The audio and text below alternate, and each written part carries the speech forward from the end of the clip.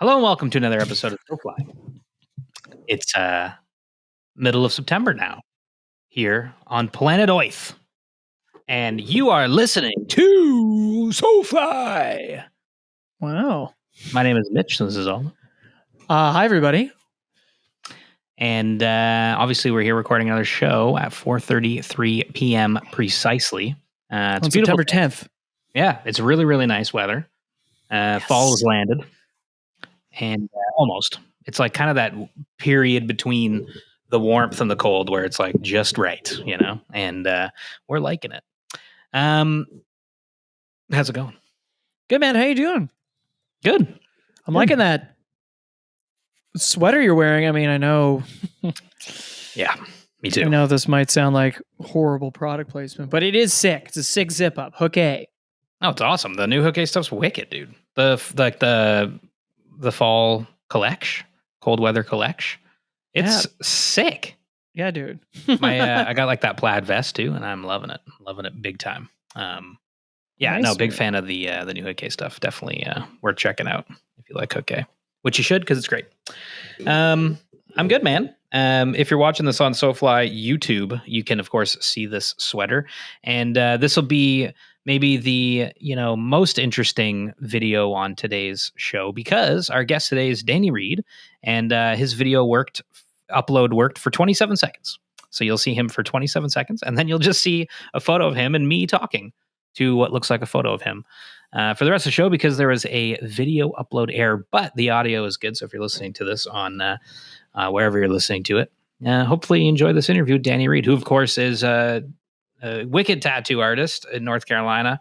He's also the owner and founder of Crooked Creek Holler, which is a pretty cool lifestyle fly fishing brand, which you may or may not be aware of. But if you are, you probably love the designs. It's great work. And it's coming back, which you might be excited to hear. So stay tuned for that. That interview with me and Danny is coming up soon. Aldo missed it because he was working. Sorry. That's okay. We did miss you. But we had a good chat. It was just cool. We talked about what you'll hear today is we chatted about obviously his tattooing and then CCH, but where his design and fly fishing kind of intersect. And talked a little bit about North Carolina, fly fishing there. It's a beautiful place. We got to get down there. Yeah, I first heard of Danny Reed when we had Really should have prepped this in my brain beforehand. Sorry, guys. What? Fiberglass builder from Carolina. Barclay. Yeah. Chris? Was it Chris? Chris Barclay? Oh my God. So bad. Pretty sure it's Chris. Yeah, he builds great rods. I want to buy one of them because they're super beautiful. Yeah, Chris. Yeah. So when we first had Chris on the show talk about fiberglass rod building is when the first time he brought up Danny Reed and his work, because obviously I think he used some of his work for. And if you go to the Fiberglass Manifesto, which is I think run by Barclay, is it's all about, you can find some articles on Danny Reed there, which is really cool. So I wasn't there for the interview, unfortunately. Sorry. But I am excited to hear it because he seems like a pretty rad dude. And he said he's living in Alaska right now. Danny Reed? No, he's in Asheville. He was in Alaska on a fishing trip recently. Oh, gotcha. He's a super nice guy, and I really like his work, obviously, and we've been following him for a while. His tattooing is really nice, and CCH is great. So yeah, it was cool to finally get to chat. It was a fun convo, a show. But before we get into that part of the show, what is going on? Well, I mean, as this show is coming out, would have just done our volunteer day with Ontario Streams, which was on September 14th. So I'm going to just naturally go ahead and assume that went real well, and it was a lot of fun. I hope so. Because the Ontario Streams people are a lot of fun, and yeah, so that's Mitch really got cool. eaten by a beaver. Mitch drowned I hope not. In a Shinhai Creek. It could happen. Yeah, that's true. Don't jinx me, brother. We've done this before. But every time we do this, we're like, oh, we're recording this in the future. It might, it always works out. It always works out. I mean, how could a day spent trying to restore a cold water tributary not be cool? Yeah, I'm excited to get in there and And do some wake. Do some helping. I'm sure that went well, but if we look ahead, I'm just going to quickly just blanket the driftoutfitters.com events page. Okay. If you've gone on Drift Outfitters recently, they've done away with their website, sort of, in a manner of speaking. It just kicks you to the online store now, and then all their community stuff can be found there. So it might feel a little bit different than what you're used to if you used to go to driftoutfitters.com. But all the information is actually kind of condensed, and they do have like an events page with a ton of educational days coming up over September and October. They even have a learn to center pin class. They've got some spay fishing classes, intro to fly fishing classes, all that good stuff. So check that out if you're looking for the educational side of your life. Are you a brown girl or identify as a brown girl? And do you like the outdoor world? Well, Brown Girl Outdoor World is once again partnering with Trout Unlimited Canada, TUC, for September 23rd at Martin Park. They're doing a connect and protect. So basically what that is they'll be also helping to restore a creek. We'll be building sediment mats using recycled Christmas trees, which if you listen to our last podcast with Andrew Orlando, he explained how that whole thing works. They use old Christmas trees to rehabilitate stream banks to help catch sediment flowing downstream. But also on the fun side of stuff, there's also going to be a Learn to Fly Fish Day. So if you're just into tree planting or stream rehab or biology, but never have picked up a fly fishing rod, well, this will be your chance to do it. September 23rd, 2024. Go over to BGOW, Brown Girl Outdoor World, on Instagram or their website, at browngirloutdoorworld.com. And if you are a Brown Girl Outdoor World or identify as such, you can go and sign up for that, because I think it's going to be a fun day. Looking at the pictures from last year, because we took the pictures. It was a great day. Lastly, well, we always shout out the Ottawa Fly Fishers, so OFS, check them out in Ottawa. You can check out the London Fly Fishing Club, which is called, of course, the Forest City Fly Club. FCFFlyClub.com, I believe, is because they're always doing cool stuff. But I have some fun news that Rob from Drift told me about. And it's sort of relevant because we just had a whole pile of stuff about Musky. There is the Musky fly fishing event called the Monster Mash. Whoa. That Drift is helping sponsor. They're not putting it on, but they are sponsoring it. Put on at Moira and Stocko Lake. It's a fly fishing event. It's $125 per person. It's October 25th to 27th. And it's basically like just a whole musky fly fishing like derby day. So people go fishing, but then there's like seminars and stuff like that. Yeah. I'm just on their Facebook page right now and like learning a little bit more about it. But Monster Mash. I think it's gonna what a great name. I know, the Monster Mash is so good, and it's so close to Halloween. So, that makes a lot of sense. So check that out. You can go to, I would say just go to their Facebook page, and then I'm sure the Drift Facebook page. No, I'm sorry, the Monster. If you go to if you just type in Monster Mash fly fishing musky into Facebook, it'll pop into up. Facebook or Google, it'll come up. And, or message us, and we'll send you the link. Yeah, exactly. I think that's going to be really, really, really fun. I think you can learn a little bit more about it. There seems to be an email here, monstermashflyfishing@gmail.com. How fun is that? Very fun. Very cool. Yeah, but it's going to be held at Beechwood Hollow Resort, October 25th, 26th, 27th. It is a fishing tournament. Fly fishing gear only. How hilarious is that? It's awesome. Fish will be scored by length measurement from end of lower jaw to the tip of the tail. Tip of the tail to you. Fun. Should we enter and lose? When is it again? The end of October? 25th, 26th, 27th. Yeah. Scratch me right where I itch, baby. We'll do it on a canoe and we'll lose. But it might be fun to just do it.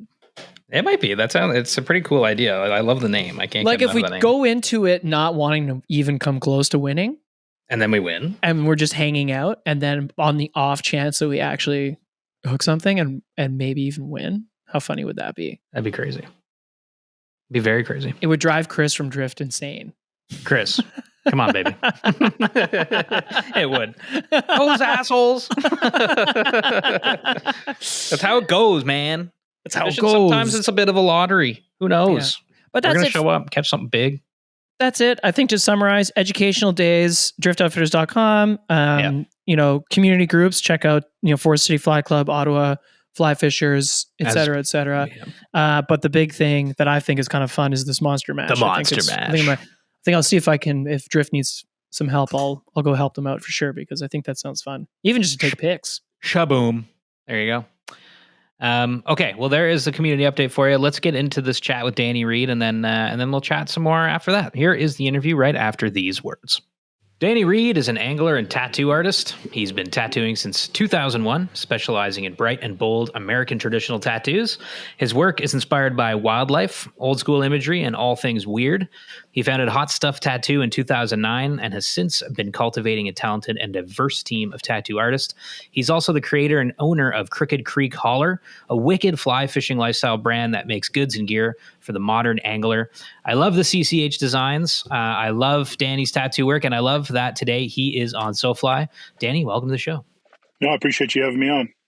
Yeah, man, ditto. We've been wanting to chat with you for a while because we're all super big fans of Crooked Creek and the stuff you guys did. And so, yeah, stoked. Hell yeah. Thank you. I appreciate it.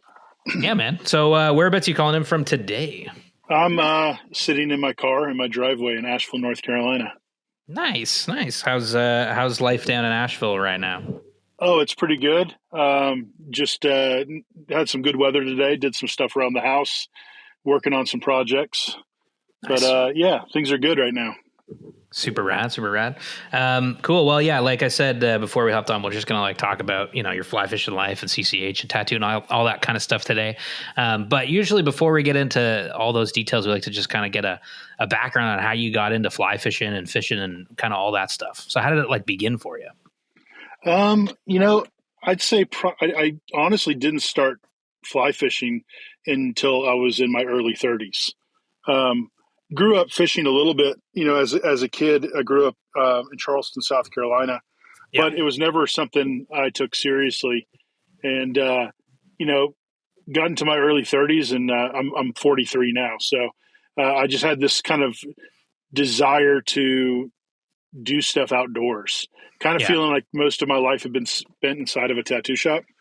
And so I started getting really into hunting, and then which led into fishing, and then into fly fishing. And that's where it kind of really took off. Okay, so cool. I've been seriously, fly fishing, I guess probably for the past maybe 11, 12 years. Decent. Yeah. And where did that desire to want to get back into the outdoors come from? I don't really know. It was almost like a primal urge to get outside, and just kind of had a real strong desire to just kind of connect with nature. I love tattooing, but it's an indoor activity. And everywhere I'd traveled, everything I'd done had been work-based. So I'd been to all these places, but never really seen them outside of a tattoo shop. So I just started kind of trying to figure out how I could spend more time outside, and hunting and fishing really lent itself to that. But the fly fishing is kind of where things just super clicked. And it just kind of gave me a total mental break from work and business, and kind of allowed me to have some clarity. If anything, just kind of be brain dead more than anything. Just, get out on a boat and just chill. Yeah, for real. So what's the fishing opportunities in Asheville, the Asheville area? In Asheville proper, we don't have a ton of fishing. Smallmouth bass and musky and carp are kind of local. And then you go outside of town, anywhere from 20 minutes to 45 minutes, you're in a lot of trout country. So I'd say trout's the big thing here for everyone. Okay. That's I'd say it's the main thing everyone's chasing. But we do have, musky. We have great smallmouth. We have largemouth. We have, like I said, carp, bluegill. We channel catfish. There's a bunch of stuff you can get into. Oh, cool. Oh, that's rad, man. So it was fishing first, fly fishing second, then, eh? Yeah, definitely. It was. I actually had a customer of mine who I tattooed pretty regularly. He was always telling me about, one of his childhood best friends was a fly fishing and hunting guide. And one night he brought him by the shop to introduce him to me, and I booked a trip.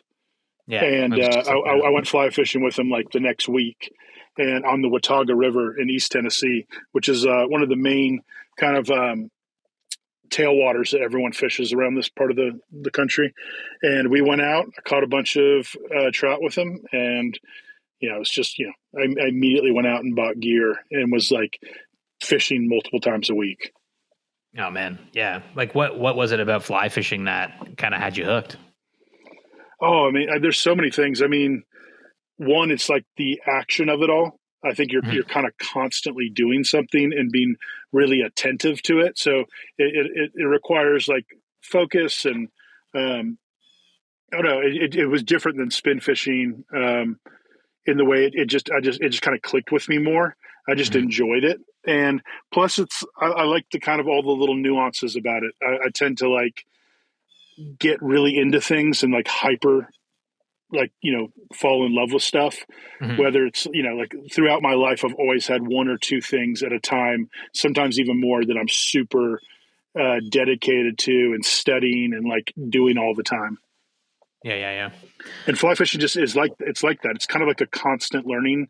You never kind of really are 100% there. You're always kind of learning something new, and it just kind of gives itself that kind of like I don't know, it gives me the same thing that a lot of other things have given me throughout my life. Yeah, for real. No, I feel you. What do you remember your first fish on the fly? Do you remember what that was? Yeah, it was a rainbow trout, I believe, a wild rainbow. Oh, That sick. that first day, we just caught a ton of rainbows and brown trout, and they were all wild fish. Oh man, that's a great first day on a fly. Yeah, it was great. That's awesome. And then ended the day with catching a striped bass on Oh, decent. on spin gear. That's So sick. That's so a great day. yeah, it was pretty good day. Yeah, man. So, okay, how did tattooing start? Because I mean, a lot of your tattooing, like a lot of your designs are fly fishing inspired, and there's your fish art is amazing. How did you get into tattooing? So I was really into tattoos since I was super little.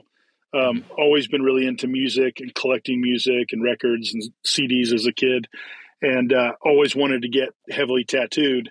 So I started getting tattooed in high school, and then I moved to Asheville, North Carolina in '99 after I graduated high school, and started getting tattooed in town, and was in a shop getting tattooed, and the guy was just like, "You ever think about learning how to tattoo?" And I was like, "Didn't know it was an option."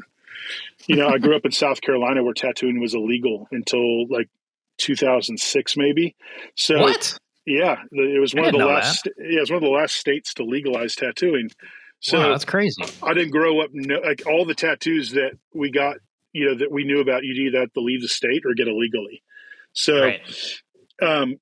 I'd never been in a real tattoo shop atmosphere where I realized it was like there was like an apprenticeship and all this stuff that went into it. I just didn't know anybody. Yeah. So I was in college for art, and he offered to teach me, and so I dropped out of college and threw all my stuff out on the curb and packed up my car and just like lived out of my car and started learning how to tattoo. Damn, man, that's a hell of a start into like that. Must have been some challenging years. I mean, like Yeah, obviously a super lot of work. challenging, Yeah. but also like I was in a new town, Hmm. didn't have any family here. I was couch surfing. I Hmm. knew I knew a couple people a little bit that would let me crash here and there, and I'd crash in my car and go out to bars, meet people. I'd figure it out. You know what I mean? Yeah. And eventually I did get an apartment, but the first couple months were just like Yeah. just falling asleep wherever I ended up. So where does the path go from there? Like apprenticing in a shop, kind of trying to cut your teeth and make your way. Where do you go from there? So yeah, the apprenticeship lasted about a year. Didn't really work out great. It was kind of a tough situation, Yeah. and ended up kind of falling through. And then I didn't tattoo for a while, and was just trying to figure out what was next. I was playing in some punk bands and living with a bunch of friends that I had now met since living in town, and Yeah. living a pretty just like laid back life, like working maybe 20 hours a week and playing in a band and living with a bunch of friends and partying all the time. And then another tattoo opportunity presented itself I was hanging out at a bar that was next door to a tattoo shop, another shop, and the owner recognized me, and he's like, "Hey, didn't you used to work up the street?" And I was like, "Yeah." And he's like, "Are you still tattooing?" I was like, "No." It kind of all fell through, and he offered me another chance to come in and work in his shop. This time it wasn't an apprenticeship though. It was straight up like he needed somebody and he gave me a key and just kind of set me loose on people. I had no idea what I was doing and just started tattooing again. And then that's where it kind of became a full-time thing. Right. And then it took off from there. Oh man, that's wild. And then so, how did you, I guess you got into fly fishing and then like you started tattooing fish then. So, yeah, I always did a lot of, I guess just tattooing in general, you end up doing a lot of animals. Yeah. So, I was already doing lots of different creatures and stuff, but it was really when I started Crooked Creek, that when people started making the connection that the owner of Crooked Creek was also a tattooer, right. All these people were like, "Oh shit, like I can get a fly fishing tattoo from this guy who actually fishes." Yeah. So the connection to like the fact that like I actually participated in fly fishing and actually knew what like the fish looked like and understood the anatomy. Because you don't really understand an animal or a fish until you like hold it in your hands or like see it in person and understand how it moves. Mm-hmm. And so, like the more I fished, the more I learned, and then the more Crooked Creek grew. People just started coming to me more and more, and then the fishing tattoos kind of took off. It was never intentional. I never set out to like be someone who did a bunch of fishing tattoos. It was just kind of like people like were gravitated towards me because I had a lot of those same interests going on as they did. Well, it's a cool like world, this idea of like the crossover between fishing and tattoos, because obviously people get so passionate about fishing that they want to get these tattoo designs and stuff like that. It's like a really unique kind of like, I don't know, crossover in just the art world. Oh yeah, it's big now. There's more and more. I see more and more tattooers who are like really into fishing or fly fishing, and it's becoming more of a thing. For sure. Yeah. I've met a lot of tattooers because of it. Yeah. Oh yeah, it's true. Like just like through the passion of fly fishing. Yeah. Even like, Dan Santoro and I got to know each other a lot better. Just, through fishing. Like we were friends online and we would talk from time to time, but it was like through fishing that we ended up connecting in real life and like, traveling and doing a bunch of stuff together and becoming really good friends. My buddy, Mike Rennie, he actually used to be a full-time tattooer and now he's a full-time guide in Virginia. He and I, met through tattooing maybe close to 20 years ago, and we both got deeply into fly fishing around the same time. Yeah. So he and I, traveled all over as well, did a bunch of, exotic fishing trips and stuff. And it's just, but the fishing is what created like the deeper bond to like travel and do more things together. Yeah, it's rad. Like the connection people have over fishing, like spending a day on the water with someone too. Like it's a really great way to kind of, just come closer. Yeah. And you can hold each other accountable. Like it's easier to make things happen if it's like you have another person that's down to do it with you. Like, booking trips and stuff. If, there's an extra person to kind of like, be your road dog, then it's going to most likely happen faster and easier. And have you done like a lot of like traveling through tattooing and fished along the way? Like, has that been a thing for you? Typically, I separate the two. Yeah. But yeah, I've done a lot of traveling for tattoos and fishing. But I would say the majority of it has all been separate. Okay, keep them separate. So you're not like going on tattoo trips and trying to find the closest water? No, they have, they have intersected from time to time. Yeah. But for me, it's kind of like fishing is like a break from work. Yeah. So sometimes I just want to take like a week off of work and go fish somewhere and not even think about work. Plus, like if you're flying somewhere, like, like tattoo gear and fishing gear, it's hard to carry it all with you. Cause I like to roll everything carry on, not check anything so I don't lose anything. And so if I'm fishing, I'm bringing camera gear and all my rods and reels, and I want to be able to carry all that on. And then, it's too much to bring the tattoo stuff too. Yeah. Fair enough. Where's one of your more, favorite destinations you fished in recent years? Um, man, let's see. I'd say that my two top places I've fished would be the Brazilian Amazon. Oh, damn. I've been down there, I think 4 times. What? Yeah, with for peacock bass. Yeah, rad, man. My buddy Michael Williams owns a company called Nomadic Waters. Mhm. Really awesome outfitter. He's based out of the Atlanta area, but he spends a ton of the year down there. And I met him actually at a fly shop in Georgia, and we connected and traded numbers. And I went down there, 4 different times with him, and it was incredible. Actually, my buddy Mike Rennie also joined me on those trips. And yeah, it was insane. Fly fishing for peacock bass and all kinds of other random stuff in the Amazon is pretty hard to beat. Dude, that's so cool. The species you come across too, like the fish, they're just so different from, what we're used to, right? Yeah, I think the coolest part about it is everything in the Amazon is trying to survive. Like Yeah. there's no chill. You know what I mean? Right. Like nothing's chilling. So Yeah. anything you catch is fighting for its life. Right. So like sometimes you think you have the biggest fish, and it's like a 3-pound peacock bass, which is small. Small for a peacock bass.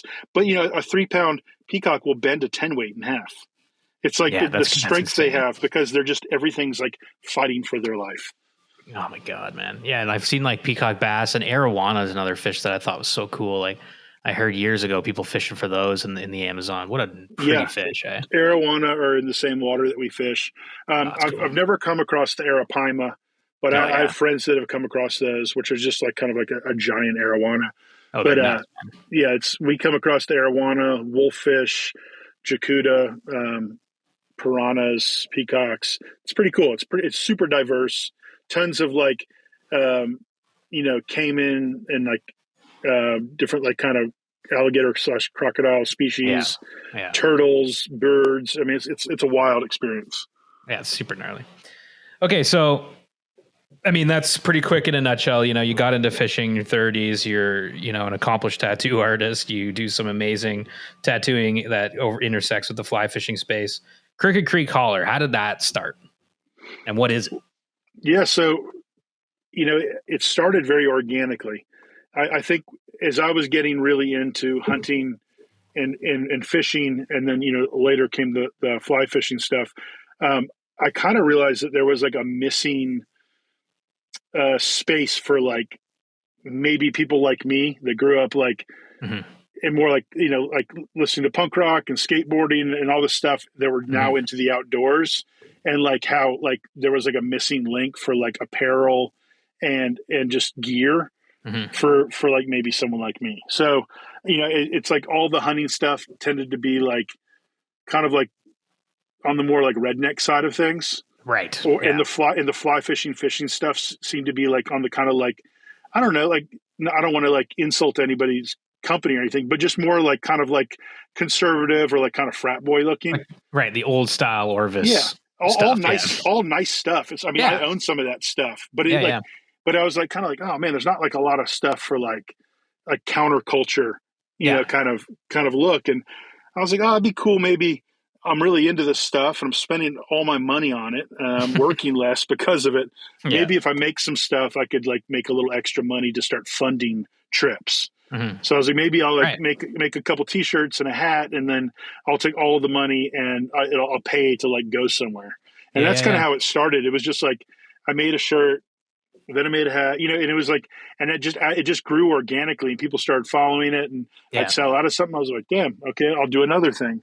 And, for years it was just kind of just me doing it. Just, shipping out of my place. I mean, a lot of the time I'd keep it in the back of the tattoo shop. People could swing by and pick it up, but it was like pretty like I wasn't taking it too seriously. It was just kind of like another way to make a little extra money and drop a design. Drop design, be able to, and then make some money, and I'll buy a new like fly rod or pay for a trip, Right. Yeah. And so, and like I said, I kind of tend to like, when I get into something, like get hyper into it. So like buying different gear and reels and all that kind of stuff, I became pretty obsessive over it. So I needed a little extra income to kind of afford like the fact that I was like obsessing. Totally get it. Yeah. So it was you doing all the designs then, eh? Like the kind of the whole time? Yeah, That's so it was wild, me. man. It was me the whole time, pretty much. Yeah, there was a couple times where I had uh, other friends do a thing or two here and there, but for the most part, it was all me. And That's then wild. um, COVID happened, Yeah. and I had to close my tattoo shop down for like, I don't know, it was like almost like 3 months, 2.5 months. Yeah. And during that time, I was just kind of like I was pivoting on how else I could make money. So I was Right. painting a lot. I was doing some commissions, trying to just like sell prints and originals and make money on the side. And then Mhm. I realized I was like, man, like this Crooked Creek stuff's still selling. Right. And I was like, maybe I had an opportunity to get this small unit in West Asheville. And I was like, maybe I'll open up a little store Yeah. and and see how it goes. So that's kind of when I opened the brick and mortar, that's kind of when things really took off.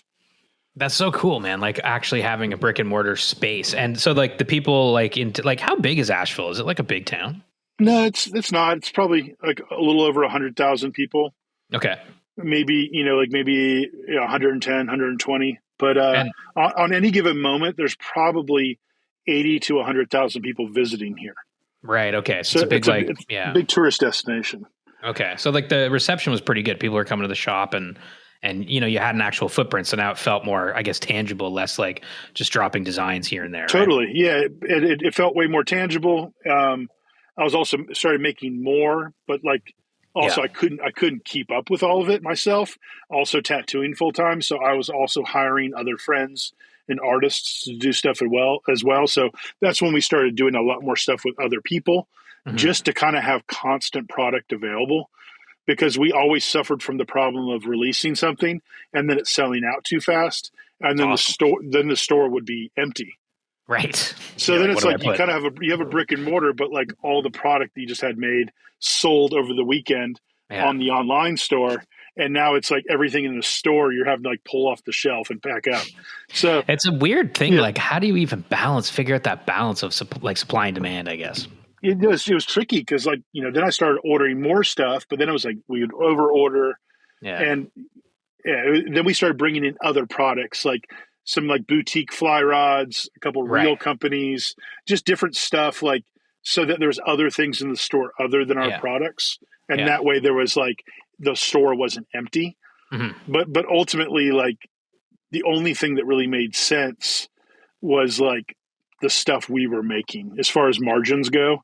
Right. And eventually that's why I decided to close down the store after about 2 years Mhm. just because it was kind of like it was just a lot to manage, tattooing all the time and staffing it, Yeah. and being open and all that stuff.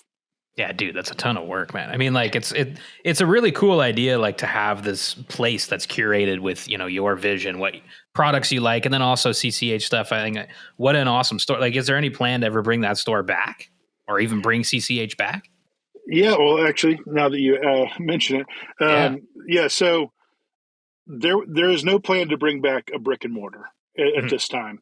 I just don't think that it's a big enough brand that it can handle its own space.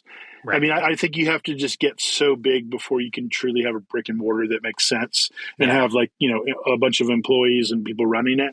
Yeah. I mean, you have to get as big as like, I think like someone like Howler Brothers or something where you're like, Right. your stuff's being made overseas. Yeah. You have crazy good margins. Yeah. You have tons of wholesale accounts all over the country.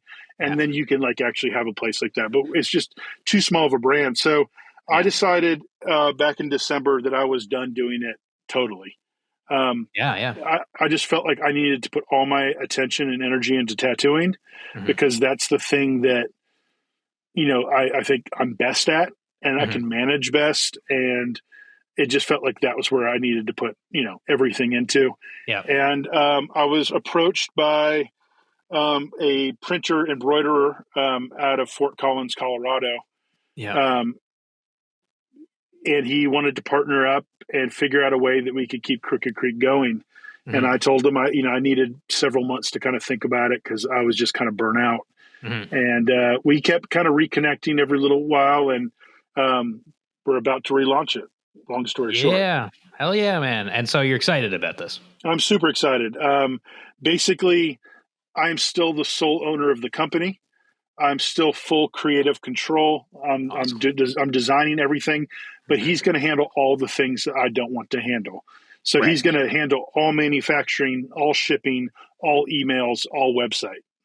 That's great, dude. That's amazing. And the cool thing is there's no middleman now.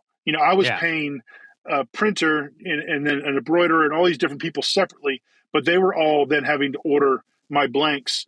And now I have a guy who's making everything in-house. Yeah.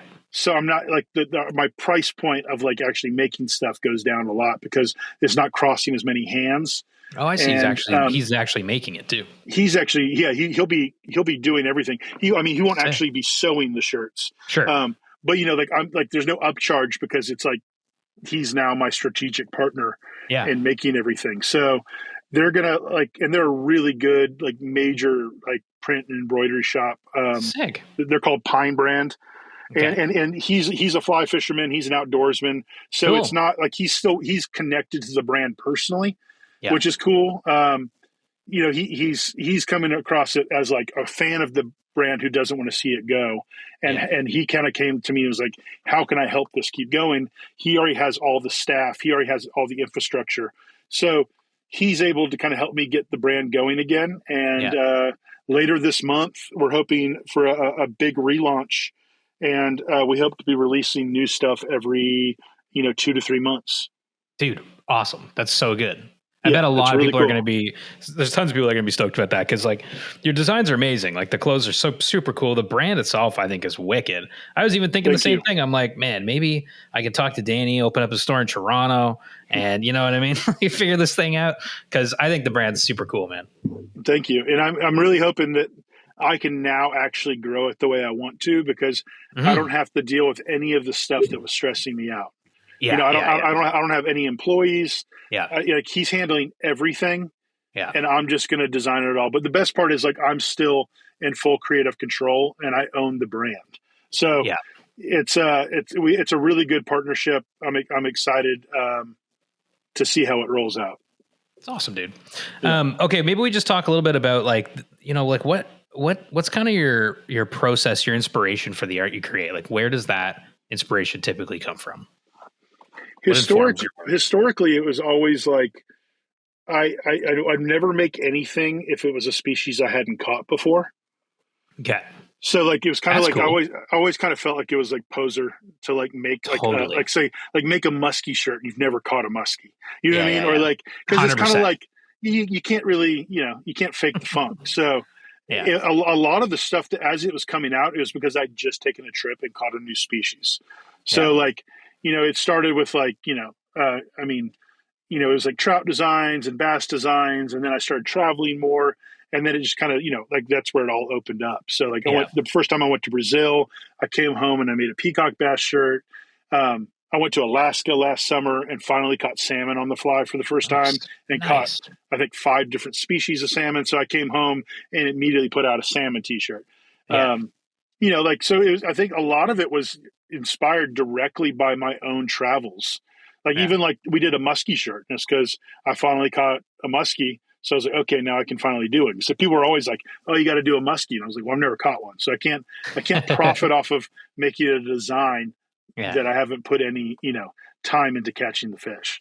Dude, I love that. That's such a good, way to look at it. And I totally feel you. I still feel weird wearing like a hat with a tarpon on it, like I've hooked a tarpon, but like I've never landed one. I can't wear, I don't know shit about tarpon, I can't wear a tarpon hat. Yeah. I mean, it's just like if you're wearing it, then people are going to walk up and ask you about it and you don't know anything. It's kind of like, I don't know. It's like wearing a band shirt and you've never listened to the band. Totally. Yeah.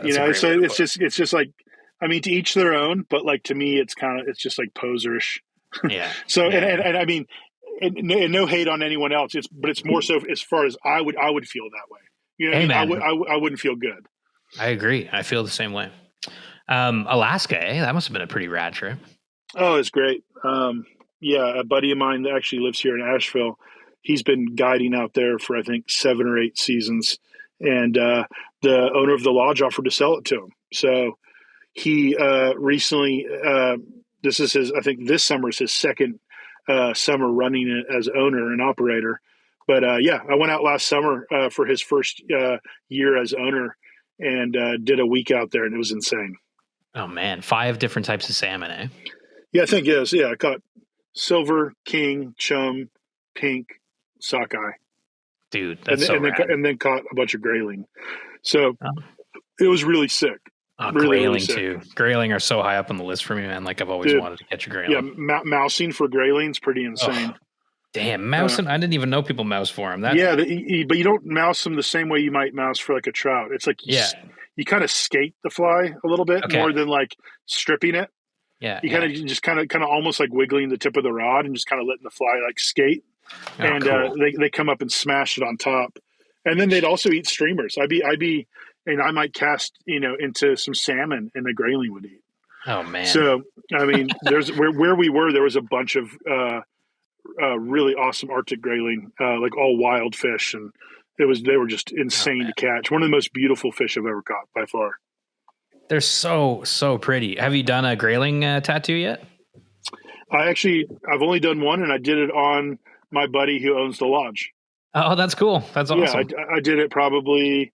I don't know. I did it like shortly after we both got back from Alaska. That's I did awesome. one on him, so that was cool. Are you gonna like retire the grayling design? Like you've only done one. Would you do more? Oh yeah, I mean, Okay. I'll do more than one fish. Whatever people ask for, I'll do it. My rule is I don't ever do the same design twice. Okay. Yeah.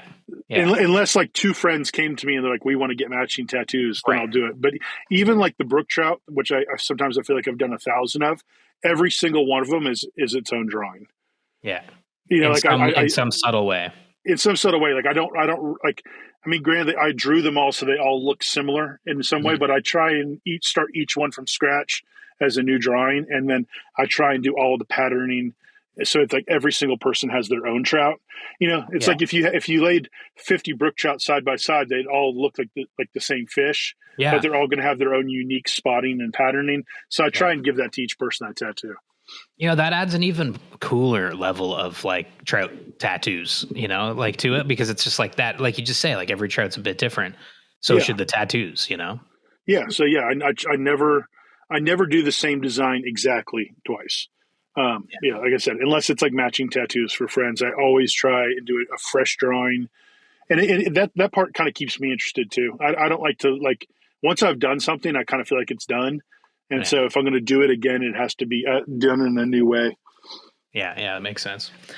So with your tattooing, like what's kind of on the horizon? Do you have like any like big plans kind of up in the air, like things you're looking forward to right now?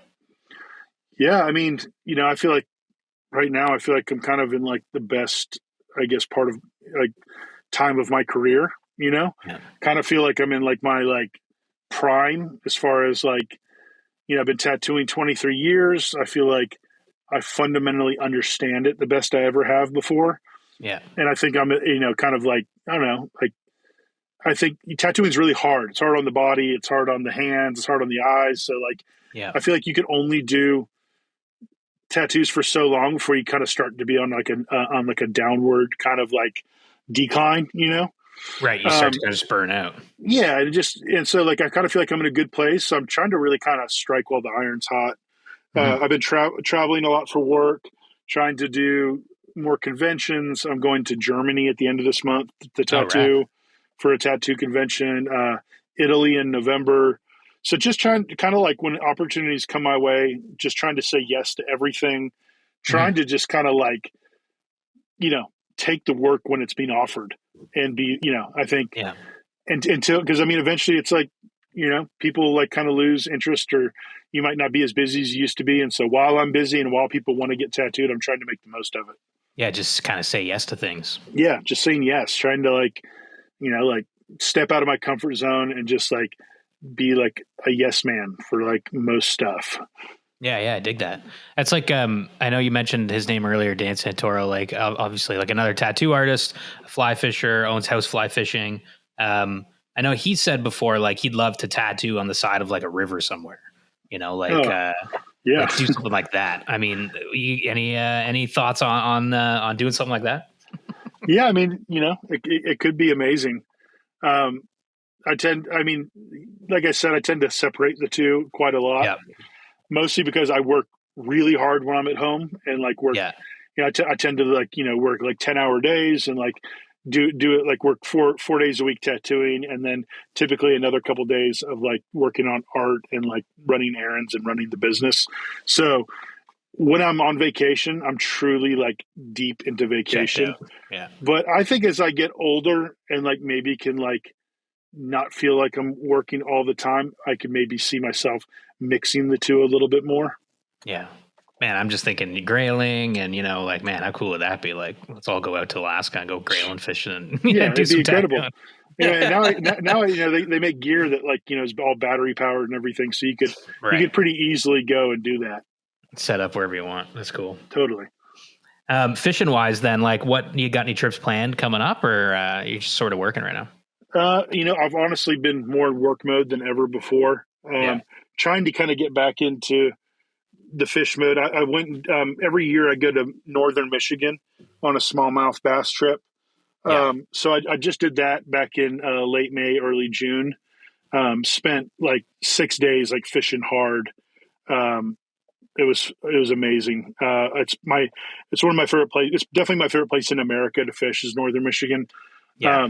I'm What's a smallmouth special fanatic. Like smallmouth are my hands down my favorite like American like sport fish. Awesome fish. Yeah. Yeah, they really, I just kind of deeply connect with that fish more so than others. So that to me is like 6 days sight fishing for smallmouth in crystal clear water is like the greatest thing ever. So I've been doing that for like 10 years. So I just did that trip, and I'll probably do some like, obviously I'll do some local trout fishing this fall. Yeah. For sure. Like on some of our tailwaters, the South Holston and the Watauga River over in East Tennessee are like the main trout rivers I tend to fish. Okay. So I'll probably hit those rivers up pretty hard. And then I'd like to, it's been a while since I've done a saltwater trip. So pretty sure I'll be down in Louisiana in February for a week down there. Okay, perfect. That's a good, Northern Michigan's rad. I mean, it's like you said, it's like one of your favorite spots, eh? Like, what do you like about it up there? Like, I mean, the big smallmouth, obviously. Big smallmouth is great, but water clarity and cleanliness. So like, and there's water everywhere. So the weather's great. You're kind of leaving the South in the summer to go up there. So you're leaving 90-degree weather to go up and get like 70-degree afternoons with 50-degree evenings. Yeah, and really beautiful cold water. It's crystal clear. The fish have all been under ice for months. Yeah. And so now they're like starting to move around and moving into shallow, warmer water, and they're hungry and they're acting stupid. And it's like the fishing can kind of just be lights out, you get a good sunny day and top water can just be absolutely insane. Oh man, and so fun. I mean, throw in, topwater bugs for bass is like, I don't know if there's anything better. It's the most fun thing. Yeah, like 100%. I mean, you said recently you caught a muskie, but what kind of muskie are we talking about? Was that up in Michigan? No, I caught a muskie in Virginia. Okay. And that was back in, I caught that muskie in 2016. Oh, okay. 2017. Okay. It was, I remember it was December. I think it was in between Christmas and New Year's. Yeah. And I drove up to Roanoke, Virginia. And I fished with my buddy Josh Lafferty, who's a guide up there, and my buddy Mike Rennie. We did 2 days. I'd been trying for a muskie for a while with no luck, not even seen one. And then the first day, first hour, sun's barely in the sky, and I caught one. It was probably pushing close to 40 inches. Oh, man, that's a nice fish. Yeah, so it's great. Caught it and felt very accomplished, but also didn't necessarily feel like a drive to like get super into that species. You know what I mean? Yeah. I caught one. I felt awesome. Continued to fish for that day and the next, but like haven't put a ton of time into them since. People get obsessed with muskie. No, I have friends that's like all they care about. I love it. But it's like you're like a glutton for punishment. Yeah, totally. Yeah, because it's like you're catching the more time you put in, like the guys that really put in the time catch muskie pretty regularly. Yeah, I think the guys that are catching them all the time just don't post about it or talk about it. No, yeah, muskie anglers are pretty like reclusive. They can be, and like pretty quiet. They can be. Like, a lot of them could be like solo fishermen. Yeah. And they kind of like keep to themselves because it is a hard fish and it's hard to dial it in. So you're not going to like overshare. Exactly. Once you crack it, you're like, I'm not fucking telling anybody. Yeah. So, Yeah. I mean, I know a lot of guys that musky fish, but like, I don't fish with them for musky. You know what I mean? Right. Like, that's kind of like, that's like a lot of them kind of do their own thing. And, Yeah. but the guys that put in their time do actually catch a lot. It just requires like total, like, I mean, you got to really want it, you know? Oh yeah. Tons of work to figure that species out, man. Oh my God. Yeah, tons and tons of work, but they start to, I mean, there's a lot of science to it. It seems like, but I'm no expert, you know, on that kind of fishing. So before we get into the end of stuff, Louisiana is like, what are you fishing that time of year? February. Like, what is your redfish is what I'm going for always. But I mean, depending on when I'm typically down there once or twice a year to fish. And I mean, there's been times I've been down there and I get into largemouth. Yeah. Like where you can kind of be back in the marsh and you start getting into some brackish water. And I've had days where it's like, that's cool. You know, there's largemouth and there's redfish and there's, you're seeing gar and all this and maybe even carp. But the majority of the time I'm going for redfish and black drum. There's like a weirdness to that fishery in a way, like in a folky kind of, I don't know, just kind of strange way. Like all those fish species are so unique and interesting. The kind of like tannic water and just like the way the trees look. Like, what a cool place to go spend some time on the water. Oh man, if you can get it right, where the weather's right and the temps are right, like it's a lot of stuff that kind of has to line up. But I've had some of the most insane days of my life down there, like where the fishing is just so good that if you told anyone else, they wouldn't believe you. You know, but also like 70% of the time, it's like really tough. Yeah, I mean, there's been times that I've driven all the way down there and then like not like barely even got to cast a fish. Yeah, just because you get down there and then everything's muddy and like there's all these different, there's just, it's like saltwater. There's so many factors that are out of your control. And you book with a guide so far ahead, you kind of just don't know. I mean, like trout fishing, it's kind of like, oh, the weather's really good this week. I got time. And then you go jump on the water. But like with saltwater, there's some of these guides are booked up a year in advance. So I'm sometimes booking trips so far in advance that, you have no control. Those dates are set. And you're kind of just dealing with the weather that's handed to you. Whatever happens. Yeah. But you always learn something, I guess, right? Yeah. And I mean, I think the older you get and the longer you fish, the more prepared you are for like just accepting the way things are and not really getting bent out of shape about it. I mean, I think that's kind of like I don't know, like there's a lot of growth in fishing, right? Like when you first start fishing, you want to photograph every single fish you catch, no matter what size it is. Yeah.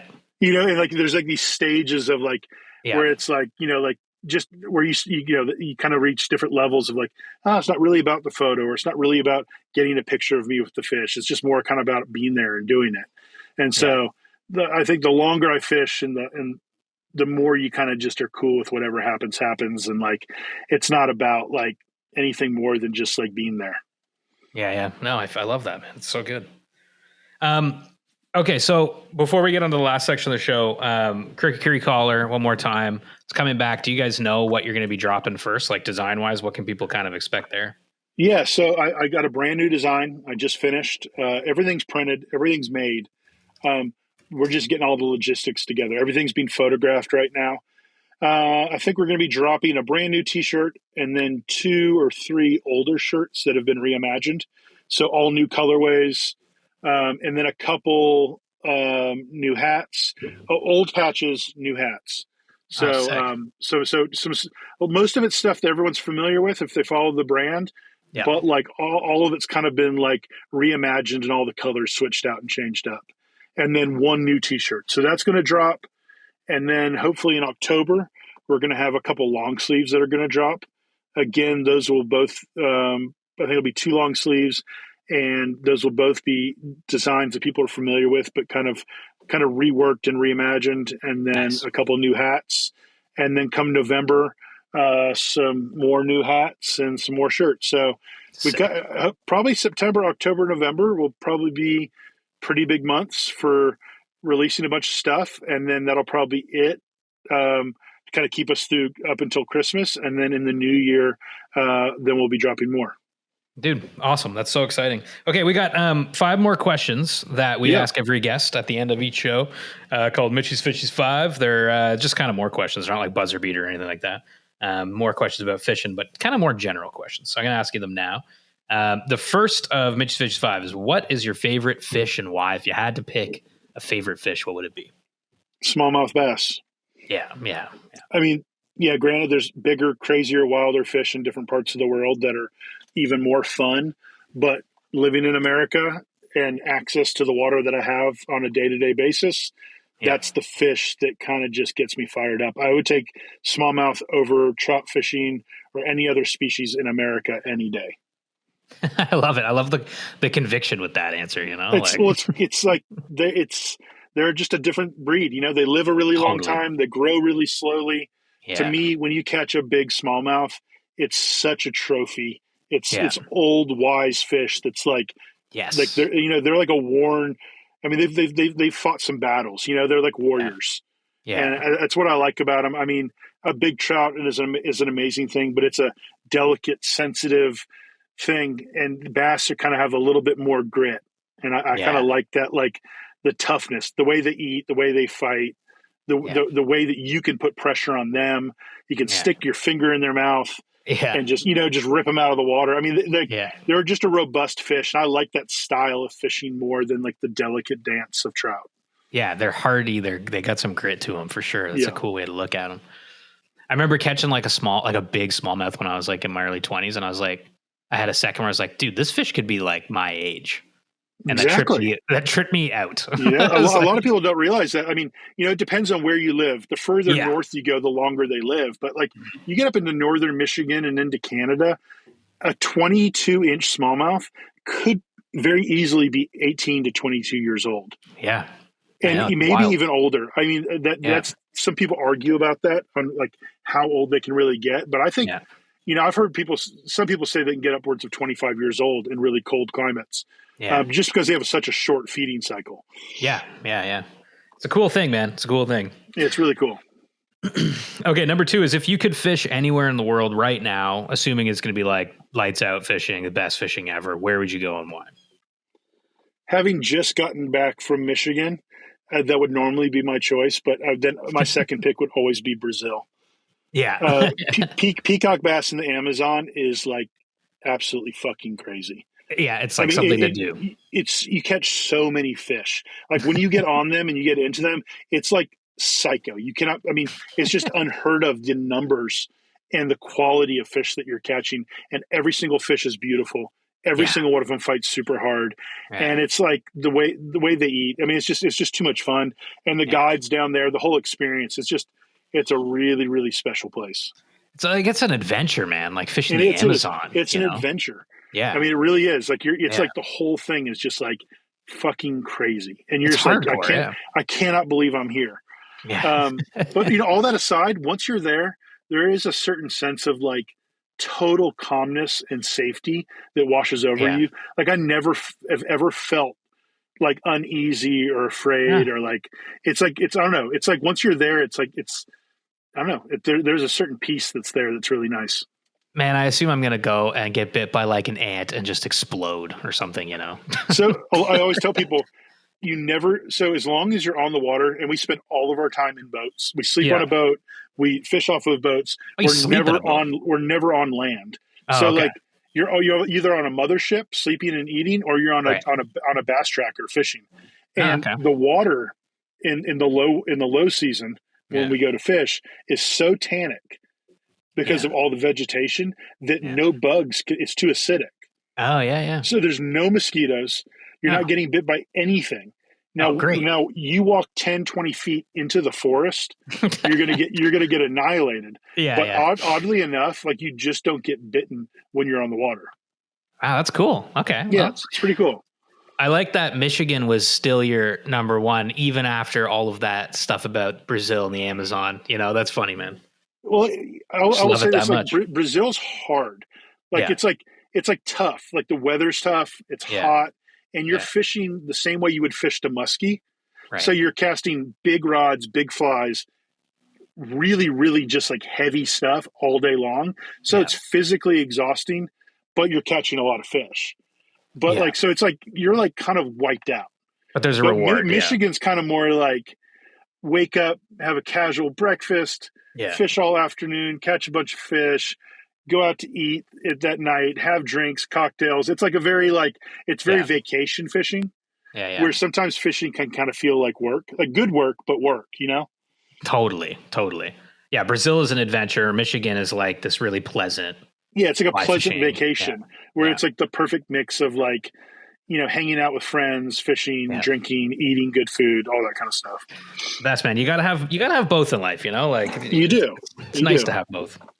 Okay. Number 3 is, what is one of your best or favorite fishing memories from over the years? Let's see. It's hard to say. I've had so many. Yeah. Can I give 3? Please. Okay. I'd say, I think it was 2019 or 2020, went to Belize. Okay. Was fishing Turnip Flats and caught 2 permit that trip. Oh, dude, what? So that was pretty big for That's me. wicked, man. Yeah, like we found a school of them. Yeah. And so kind of able to cast into a school, throwing this like really cool crab pattern that my buddy Shane had tied. Yeah. And the guide saw the fly, and he's like, he had never he kind of looked at it weird, and he's like, nah. Like kind of like a fly that he wouldn't fish, or like he wouldn't even have in his box. Yeah. And so he's like, yeah, try it. So I threw it on and like caught a permit. That's and then crazy, my buddy, man. I had only had 2 of those flies. So I gave my buddy the other one. He cast out and then he got a permit. Oh, man. Then he lost it right at the boat. And then the next day we went out, found the same school again in the same area. And then we both landed another permit. So on the same fly. Nuts. So and it was kind of like, and then no one else that whole week caught permit of all the, because there was a bunch of other people there at the lodge fishing. And like, it was just one of those weird weeks where people weren't getting on them. So it was, that was a big one just because of like the rarity, of that fish and how hard they are to catch. And then catching a 22-inch smallmouth in northern Michigan was insane. I was on foot sight fishing to this huge smallmouth that I saw, and no matter what I threw at him, he wouldn't even react. And I maybe changed flies. Like I was like dead set on I had to catch this fish. I think maybe after 6 or 7 fly changes, I kind of moved my position a little bit and recast, and he smashed the fly. And when I landed him, he had one eye. No way. And I was casting on his blind side. Wow. And I mean, that's the only thing I can think of why he was like being weird. Yeah, why did he hit on the 7th fly? And I mean, I think it's more than just eyesight with him, but smallmouth have really good eyesight. So, and so that was, I named him One-Eyed Willie. That's so cool, man. A one-eyed smallmouth. That's badass. And I was on foot, so it's just like one of those, like, just kind of like, it was just a fucking cool thing. Like watching the eat, watching everything. Totally. And, I laid him down on my rod to measure him because I didn't have anything with me. Yeah. And took some pictures and released them. And I think a week and a half, 2 weeks later, my buddy who guides up there, fishing in the same place, his client caught the same fish. No way. And then he actually measured it and weighed it. Oh, so cool. it was just under 7 pounds, and it was 22 inches. Damn, that's cool, man. It was cool. That was a big fish for me. One-Eyed Willie, because I've been trying to catch a 22-incher for years. I've gotten within a half inch many times, but never it's a big caught the 22. Yeah, it's kind of. I mean, it's rare to ever get them. I mean, they do get bigger than that, but they're few and far between. Yeah, and that was big. I mean, my first and only muskie. That was a pretty damn big deal at the time. I guess it's been long enough where the newness is worn off. And then I'd say, again, not to reiterate it, but I caught a 15-pound peacock bass. And 15? That was really special. That's a huge fish, man. Yeah. So that was, I'd say, those are maybe the 4 fish that kind of like, when I think back on like the days that you really just kind of don't forget about, those are a couple of them. It's cool when you catch up, like when you hear about someone catching the fish you caught that you release. Like it's always such a nice thing to hear. Oh, right? It's such a great thing. I mean, it's the beauty of catch and release. I'm pretty adamant about not killing stuff unless it's makes sense. Yeah. I mean, obviously, when I was in Alaska, I definitely killed some silver salmon. Yeah. but I don't kill anything I'm not going to eat, and Totally. typically I don't kill game fish. You know what I mean? Yeah. Especially bass. But Yeah. every once in a while, it's nice to eat something too. Oh, I feel you. But man, But only when it's sustainable and legal and makes sense. 100%. 100%. I love it. Those are great. Okay, number 4 of Mitch Fish 5 is, why do you fly fish? Why do you keep going back out there to fish? Oh man, I guess at this point, it gives me a reason. Like, I kind of need a reason to not work. Like, I have to right. There's something beautiful about booking a trip months in advance, sometimes a year in advance, and planning this whole thing around it and giving yourself that time off to just do a thing and nothing else. Like, typically when I have a fishing trip, it's only fishing. Yeah. And I like to be doing that the whole day, every day of the trip, and just dedicate all the time to it. And so, I guess the thing keeps me coming back. It's it's real time off. It's real. I need it. I think more than anything, it's I need it for my mental health. Yeah. Just get away. Yeah. And also the camaraderie, man, go taking trips with friends and traveling with a group of dudes that we all are really into fishing, and doing that all together is just it's the best, it's it's the ultimate, it's just, different stages and you have different types of friends in life, but fishing friends are nice to have. And, it's a great way to bond and spend time. Oh man, totally. It's so much fun, sharing that experience with people that are just as into it as you, for sure, getting that back. It's cool. Yeah. I mean, and sometimes even I'll take fishing trips with my wife, and that's also, equally awesome, just to take the time off, and we can just both kind of just chill out and just fish. And it's just a nice break from the loud, monotonous, life. Yeah, for sure. Okay, number 5, the last question of the 5 is, what fly pattern represents you best and why? If you were a fly, what would you be? Ooh, man. I feel like it's changed over the years. I think if I would have typically always answered that question a clouser. Okay. Just because that was one of the first kind of streamers I learned how to tie. Yeah. And I also find that it's just a really good all around fly for catching striped bass and smallmouth and just an array of things. It's great in saltwater. So it's always, I've always kind of had an affinity for that fly.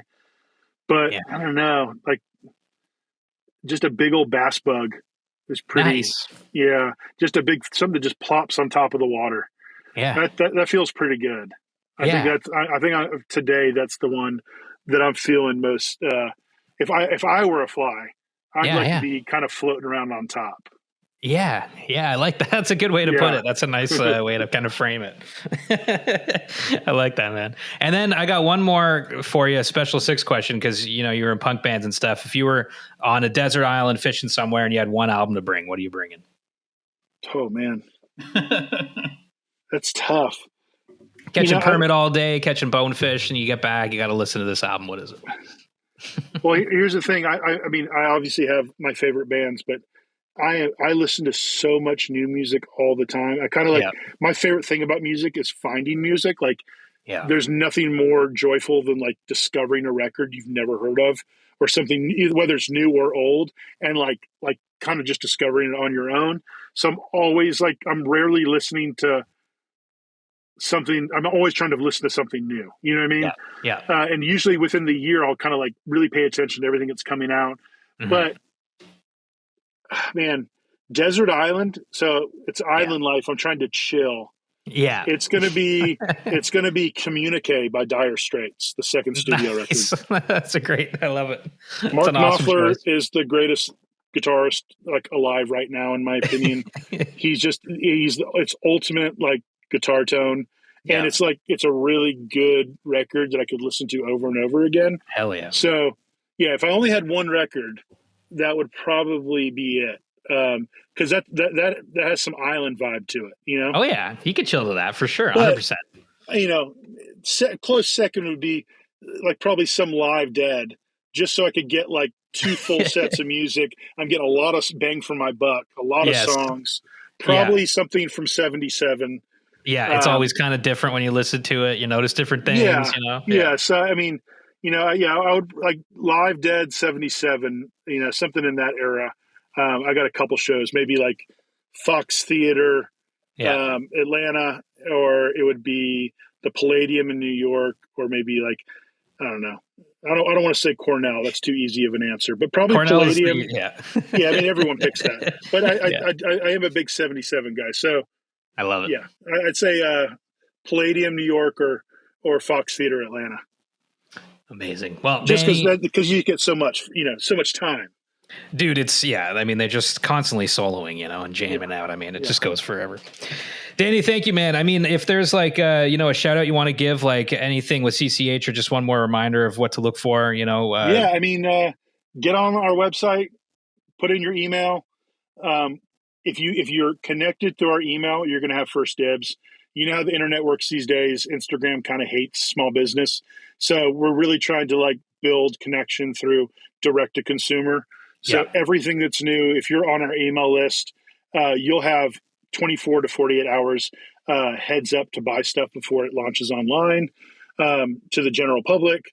Hunter Banks, a local fly shop here in Asheville, will have one of the only wholesale accounts in America, as will House Fly Fishing, Santoro's shop in Holly, PA. Tim, Dan, and Chris are really good friends of mine, so I wanted to make sure that they also had access to a wholesale account. So those are the only 2 wholesale accounts you'll be able to buy it in a brick and mortar. Otherwise, it'll just be direct to consumer. And yeah, hopefully we're launching in the next, I'd say, probably 10 to 15 days. Okay, amazing. Well, if you're listening to this, then go check it out. We'll put links to that in the show notes too. But excited CCH is back, and Danny, thanks so much for coming on the show, man. Really appreciate it. Yeah, man, really appreciated it. Great time. So that was my chat with Danny. Gotta say, you did a great job, man. Thanks, man.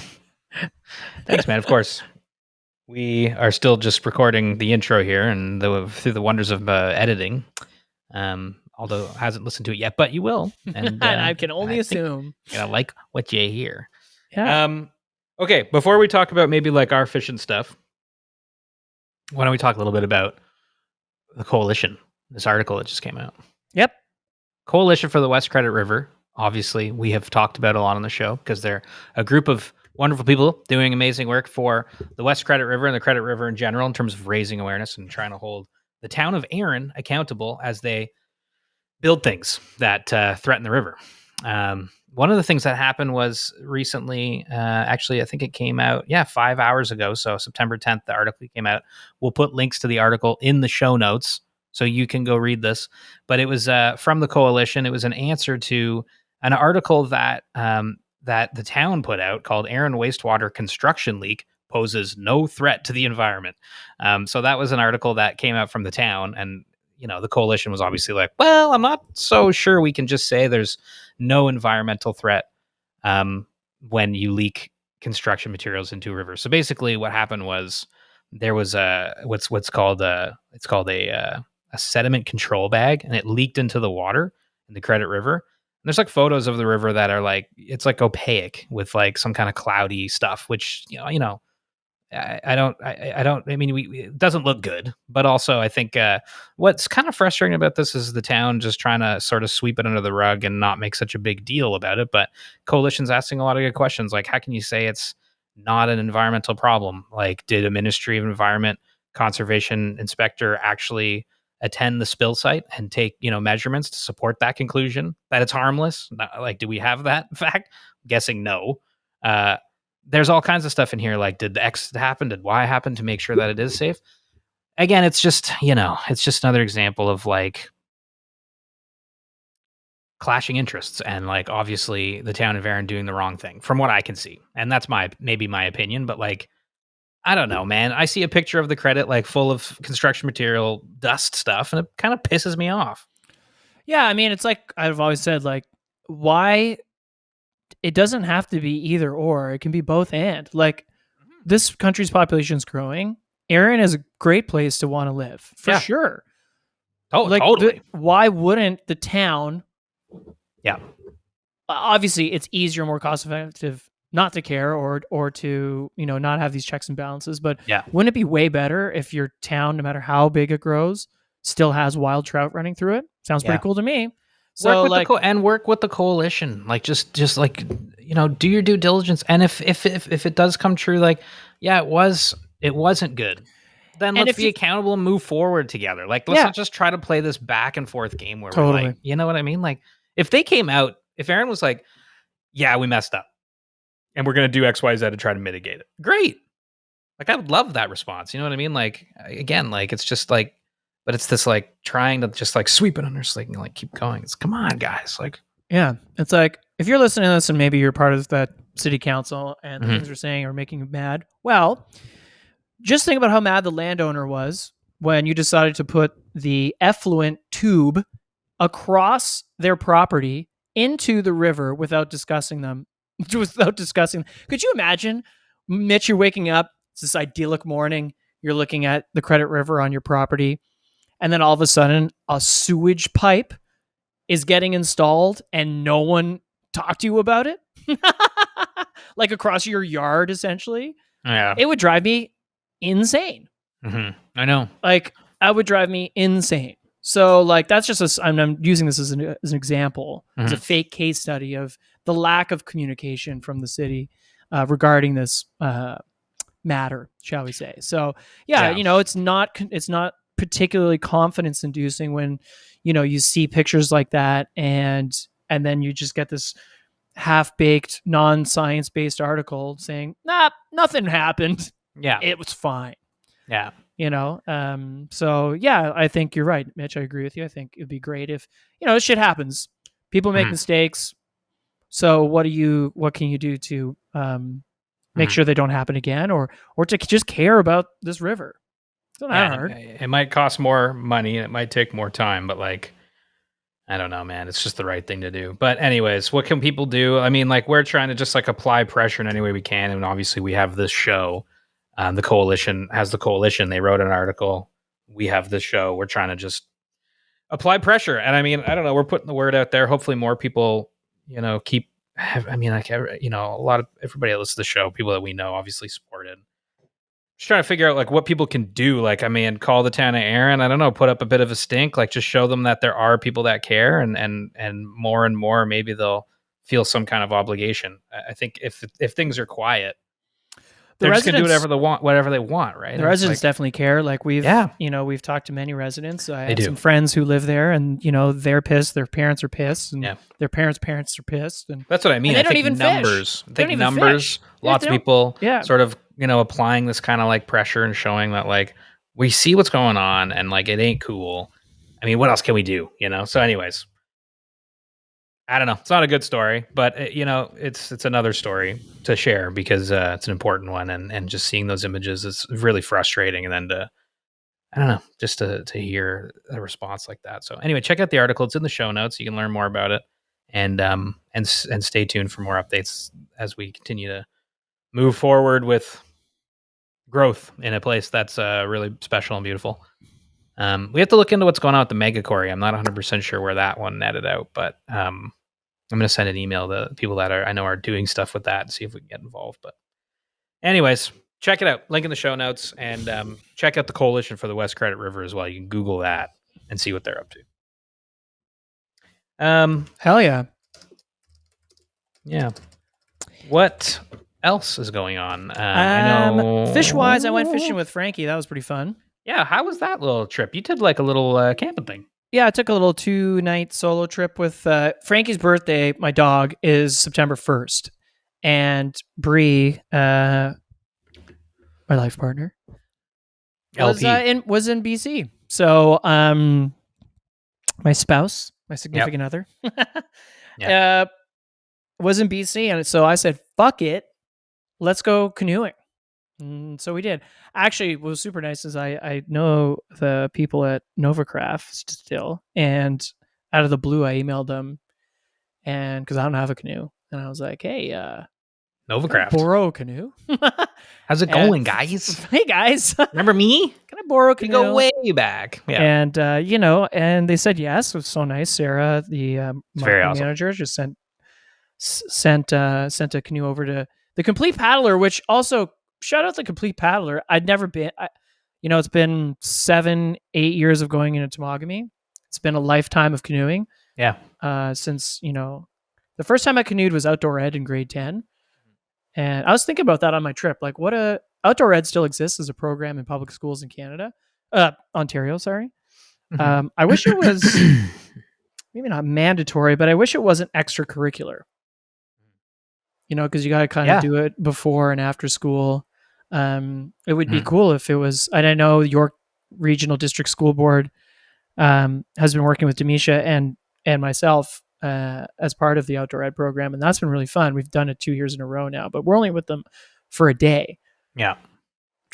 I feel like I'm ranting here. No, dude, Outdoor Ed should be. That's the point. Yeah. Of course. Yeah. Like PE, like, phys ed or whatever.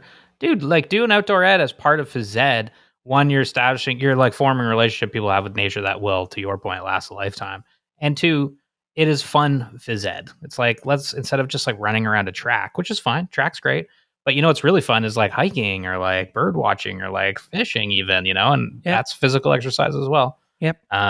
Yeah, I mean, I can pinpoint that exact moment in my life when I was like, introduced to portaging and canoeing and being like, oh no, this is something I could really like, especially later on in life when you get like a driver's license and stuff. Obviously, in grade 10, it's like, well, unless your parents are into it, you're probably not going to do it. Yeah. And my parents weren't into it. So, but anyway, whatever. Long story short, the last 6-7 years, going up to Temagami once, or if not multiple times a year to do canoe trips. And then of course our hosted trips. It was weird this year not doing a canoe trip at all. Like I didn't do a canoe trip, so I was like, I'm gonna go do something. Yeah. And so, so the Complete Paddler, that's like off of the highway. Oh my bad. Yeah, right. It's I need to go buy. I almost went there to buy my kayak a couple of years ago, but dude, it's good shop, a sick store. Nice. They're moving, but I think just down the road. So yeah, they're just on the QEW in Etobicoke. Yeah. But yeah, they've got canoes, kayaks, every kind of like paddling type of. They have angling kayaks, they have regular kayaks, whitewater kayaks. They've got flat back canoes. Is it a big thing, like a big shop? Huge. Really? Yeah. Dude, they have a lot of boats in there. That's cool. I'm gonna check it out. And paddling accoutrement, like things for your car to put your boat on your car, like everything that you need, and they're super nice. I wouldn't mind like a super light little canoe to just kind of go up and down the Humber. Oh, bro, this is what this is. Like it's right there. The Humber's right there for me. Why not do that? I was on it because it wasn't an ultralight canoe. I was ready for it to be, like the river canoes we used in Temagami, like that 70-pound, which aren't the heaviest things in the world, but they are kind of annoying after a while. Yeah. This was 50 pounds and a 15-foot canoe, which is also one of the shortest canoes I've ever used. Wow. 50 pounds. That's so cool. It's made out of this material called Tough Stuff, which again, I don't really know what that is. Like Kevlar? No, it's not as light and fragile as that. It's somewhere in between like the ultralight Kevlar and the durable but heavy PVC. Right.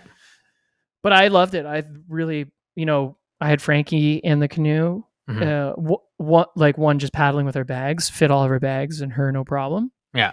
And then when we were actually fishing, it's just stable as a table. Like she gets pretty excited when you catch a fish or while you're casting. Like she's like super, running around. Yeah. Yeah. And she's like, and we didn't.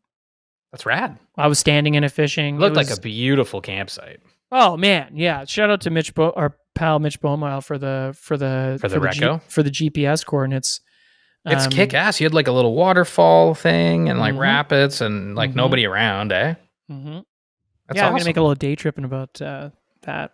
Oh, there you go. Stay tuned to our SoFly YouTube and you can see some of that. Yeah, because it was a fun trip. I will say the Smallies put the small in smallmouth bass. Yeah, just but I would definitely go back because I also heard that river system's good for musky, and it looked really good, and we definitely tried. But I was with a dog, and it'd be cool to go. Like that campsite could fit like 20 of us. We could have like a rager. That'd be fun. And is it a portage? Or you just paddle? One portage. One like 100-meter portage. Oh, that sounds awesome. And then if you wanted to keep going down the system, Yes, What met are we talking about? Like multiple 2-hour portages. drive from Toronto, kind of thing. 3 hours. Yeah, ish. Yeah, that sounds awesome. That would be fun. That would be really fun. Like an easy camping trip. Oh, it's You're still so kind of easy. out there, beautiful spot. Oh yeah. Yeah. Especially once you get past that portage, you feel pretty like you're out there. Yeah. Which is cool. Yeah, it was fun. You fish? You, Mitch, you fish? You fish? You go out fish? You fish? Yeah, I mean, like it's like time to go trout fishing, right? So I'm hoping to get out there and do some of that soon. Obviously we're doing a tree planting day Saturday, and then And I we'll gotta go go to fishing after. Montreal. But we can fish on Saturday after. That's a great idea. So yeah, that's what we're gonna do. Because I gotta go away Sunday, and then the following weekend. Yeah, it's just like good, but it's getting kind of steelheady because the cold's coming in. So I'm getting excited for that. I really like fall steelhead season. In Ontario, it's like a vibe, and so start making some chili and get ready for those long drives and find some good scary Halloween podcasts because baby, it's steelheading time. Get the fleece going. Oh yeah, that's like one of my favorite things ever. Is like the drive back after a day of steelheading and you're like really cold and you crank the heat in the car and it's dark outside and you're like put on a podcast about friggin' UFOs and oh man, it's the best after a day of fishing drive home. Oh, it's a good vibe. Catch fish or not, at least you got that nice cool car ride on the way home, baby. You mean hot? Cool and like bad, like kind of way, but yeah. Oh, hot, like cool, like hot. radical, not like rad, yeah. Yeah. It's just a good, it's just a cozy time of year. The burr months, as TikTok calls them. So yeah, fishing's it's gonna be good. What I do have, I'm going to Scotland soon. In 3 weeks, I'm going to be in Scotland, so I'm going to go fish. Obviously, like I've said, I'm going to go fish the Tay River for Atlantic salmon, and it would be awesome to catch one. Not holding my breath. Excited to go fish that. It's gonna be sick. It's a lifelong. Well, we'll have to. So. Well, should we we should probably do a whole episode on that when you get back. Yeah, we should with the guide that I've gotten take me out there. I've procured. Yeah, he's definitely down to come on. So great. Yeah, we will do that. But yeah, we definitely should do a show about that because you're gone October. I'm back October. You're 10th. 10th, yeah. So look at shared calendars, eh? I just know what your life is. I know, ditto. Yeah, it's good. We've really gotten it down over the last 100 years. Yeah, it's good. It's a good time. Good time of year. Good time of year here, and everything is good. Well, I think that about does it for a show. Wouldn't you say? Oh yeah. Thank you, Danny, for coming on. It was a good chat, and hopefully we can connect again in the future. I still do think it'd be really fun to, maybe take you or you and Tim or something like that out to some river in Alaska, and you guys do tattoos, and we'll catch grayling on the riverside. Wouldn't that be sick? That'd be sick. Yeah. So let's see. Let's see if we can make something like that happen. But thank you everybody for listening. That is it for me, Mitch Aldo. Yeah, that's it for us. Check out our contest. Oh yeah. We rate us. Yeah. Instagram. Give us a rate. Good thing to say. Go to Apple Podcasts, please, and rate us. And you have to leave a written review because when you do that, it shows your name. And then if you do that before October 3rd or something, all this stuff's on Instagram. But if you do that, you could win a prize. Every Friday, we're giving away a prize. Yeah. So go and leave us a review on Apple Podcasts, and you could win. And we got like Arc'teryx bags. We got like subscriptions to Trout routes, reel lines, like all kinds of cool stuff. So yeah, it's good stuff to win. And the odds are forever in your favor. Please go do that. Rate us on Apple Podcasts. Thank you so freaking much. All right, that's it for me, Mitch Aldo. Okay, bye. See ya.